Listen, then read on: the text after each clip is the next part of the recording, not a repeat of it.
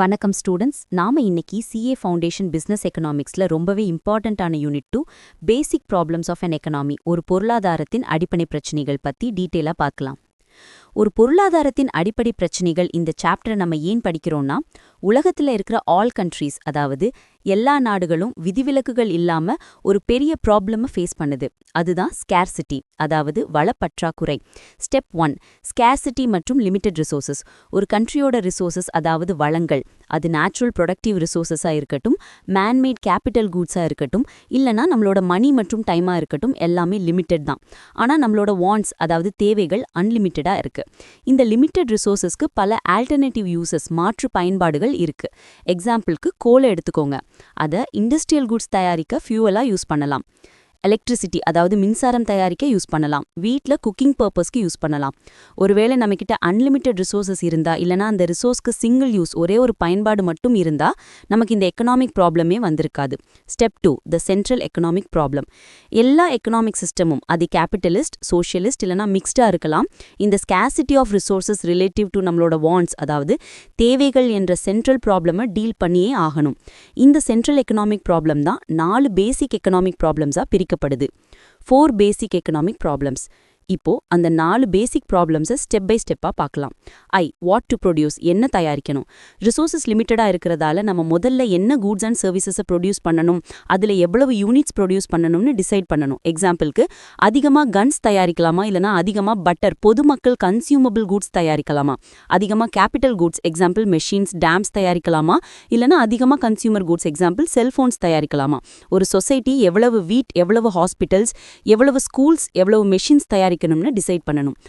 How to produce, எப்படி தயாரிக்கணும். ஒரு பொருளை தயாரிக்க நிறைய ஆல்டர்னேட்டிவ் டெக்னிக்ஸ் இருக்கு. ப்ரொடக்ஷனுக்கு நாம லேபர் இன்டென்சிவ் டெக்னிக்ஸ், அதிக உழைப்பை பயன்படுத்துதல் யூஸ் பண்ணணுமா, இல்லைனா கேபிட்டல் இன்டென்சிவ் டெக்னிக்ஸ், அதிக இயந்திரங்கள், மூலதனத்தை பயன்படுத்துதல் யூஸ் பண்ணணுமான்னு டிசைட் பண்ணணும். எக்ஸாம்பிளுக்கு, காட்டன் கிளாத்தை ஹேண்ட்லூம்ஸ், அதாவது அதிக உழைப்பை யூஸ் பண்ணி தயாரிக்கலாமா, இல்லைனா ஆட்டோமேட்டிக் லூம்ஸ், அதாவது அதிக மெஷின்ஸ், கேபிட்டல் யூஸ் பண்ணி தயாரிக்கலாமான்னு டிசைட் பண்ணணும். இந்த சாய்ஸ் அங்க இருக்கிற ஃபேக்டர்ஸ் ஆஃப் ப்ரொடக்ஷன், அதாவது லேபர் மற்றும் கேபிட்டலோட அவைலபிலிட்டி மற்றும் அவற்றின் ரிலேட்டிவ் பிரைசஸை பொறுத்தது. அவைலபிள் ரிசோர்சஸை பெஸ்ட் யூஸ் பண்ற டெக்னிக்ஸை யூஸ் பண்ணுவது தான் சொசைட்டிக்கு நல்லது. I, for whom to produce, யாருக்காக தயாரிக்கணும். ஒரு சொசைட்டியால எல்லா மக்களோட எல்லா வாண்ட்ஸையும் சாட்டிஸ்ஃபை பண்ண முடியாது. அதனால டோட்டல் அவுட்புட், மொத்த உற்பத்தி யாருக்கு எவ்வளவு டிஸ்ட்ரிபியூட்டட், விநியோகிக்கப்பட ஆகணும்னு டிசைட் பண்ணணும். இன்னொரு வார்த்தையில சொல்லணும்னா, ரிசோர்ஸஸை பெஸ்ட் யூஸ் பண்ற டெக்னிக்ஸை யூஸ் பண்ணுவது தான் சொசைட்டிக்கு நல்லது. I, for whom to produce. ஒரு சொசைட்டியால எல்லா மக்களோட எல்லா வாண்ட்ஸையும் சாட்டிஸ்ஃபை பண்ண முடியாது. அதனால டோட்டல் அவுட்புட், அதாவது மொத்த உற்பத்தி யாருக்கு எவ்வளவு டிஸ்ட்ரிபியூட்டட், விநியோகிக்கப்பட ஆகணும்னு டிசைட் பண்ணணும். இன்னொரு வார்த்தையில சொல்லணும்னா, national cake of goods and சர்வீசஸ்ல யாருக்கு எவ்வளவு ஷேர் கிடைக்கும்னு டிசைட் பண்ணணும். கேபிட்டலிஸ்ட் எக்கனாமில இது பெரும்பாலும் ஒரு இண்டிவிஜுவலோட பையிங் கெப்பாசிட்டி, அதாவது வாங்கும் திறனை பொறுத்தது. பையிங் கெப்பாசிட்டியானது அந்த நபரோட இன்கம், அவர் வைத்திருக்கும் ப்ராப்பர்ட்டி மற்றும் அவர் செய்யும் ஒர்க்கை பொறுத்து இருக்கும். Higher the income, higher will be his buying capacity. What provision should be made for economic growth, economic வளர்ச்சிக்கு என்ன ஏற்பாடுகள் செய்யணும். ஒரு சொசைட்டி இப்போ இருக்கிற கரண்ட் கன்சம்ஷனுக்கு மட்டுமே எல்லா ஸ்கேர்ஸ் ரிசோர்சஸையும் யூஸ் பண்ணிவிடக் கூடாது.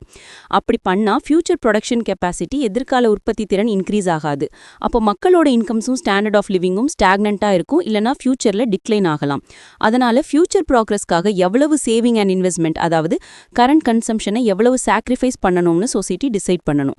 எக்கனாமிக் சிஸ்டம் மற்றும் ப்ராப்ளம் சால்விங். இந்த 4 சென்ட்ரல் ப்ராப்ளம்ஸையும் ஒவ்வொரு எக்கனாமியும் எப்படி சால்வ் பண்ணுதுன்னு பார்க்கறதுக்கு முன்னாடி எக்கனாமிக் சிஸ்டம்னா என்னன்னு தெரிஞ்சுக்கணும்.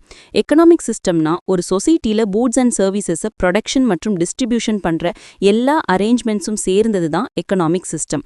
இந்த சென்ட்ரல் ப்ராப்ளம்ஸை எப்படி சால்வ் பண்ணுதுங்கிறத பொறுத்து எக்கனாமிஸை 3 ப்ராட் கிளாசிஃபிகேஷன்ஸாக பிரிக்கிறாங்க. Capitalist economy, socialist economy, mixed economy. Capitalist economy price mechanism. Capitalist economy, example USA, UK, இந்த பிரச்சனைகளை சால்வ் பண்றதுக்கு எந்த சென்ட்ரல் பிளானிங் அத்தாரிட்டியையும் யூஸ் பண்ணாது.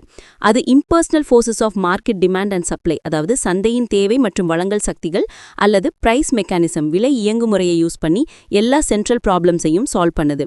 எக்ஸாம்பிள் ஆஃப் பிரைஸ் மெக்கானிசம், என்ன தயாரிக்கணும், கன்சியூமர்ஸ் என்ன வாங்க ஆசைப்படுறாங்களோ அதுக்கு டிமாண்ட் அதிகமாகி பிரைஸ் அதிகமாகும்.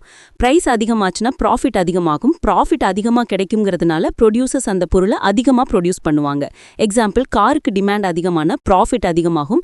அதனால அதிக கார் ப்ரொடியூஸ் பண்ணுவாங்க. How to produce? ஆண்டர்பிரனருக்கு எது காஸ்ட் ஆஃப் ப்ரொடக்ஷன் மினிமமாக இருக்குதோ அந்த டெக்னிக்கை, அதாவது லேபர் இன்டென்சிவா இல்லைனா கேபிட்டல் இன்டென்சிவானு தேர்ந்தெடுப்பார். For whom to produce? யாருக்கு அதிக இன்கம் மற்றும் பையிங் கெப்பாசிட்டி இருக்கோ அவங்களுக்காகவே கூட்ஸ் அண்ட் சர்வீசஸ் அதிகமாக ப்ரொடியூஸ் செய்யப்படும். Economic growth, saving and investment. Saving decisions ஆனது ரேட் ஆஃப் இன்ட்ரெஸ்ட் வட்டி விகிதத்தை பொறுத்தது மற்றும் இன்வெஸ்ட்மெண்ட் டிசிஷன்ஸ் ஆனது rate of return on capital மூலதனத்தின் மீதான வருமானம் மற்றும் ப்ராஃபிட் எக்ஸ்பெக்டேஷனை பொறுத்தது. இந்த இன்ட்ரெஸ்ட் ரேட் மற்றும் ரிட்டர்ன் ஆன் கேபிட்டல் என்பது கேபிட்டலோட பிரைசஸ் தான். அதனால தான் கேபிட்டலிஸ்ட் எக்கனாமியில் இந்த 4 பிரச்சனைகளும் பிரைஸ் மெக்கானிசம், விலை இயங்குமுறை மூலமா டிசைட் செய்யப்படுது.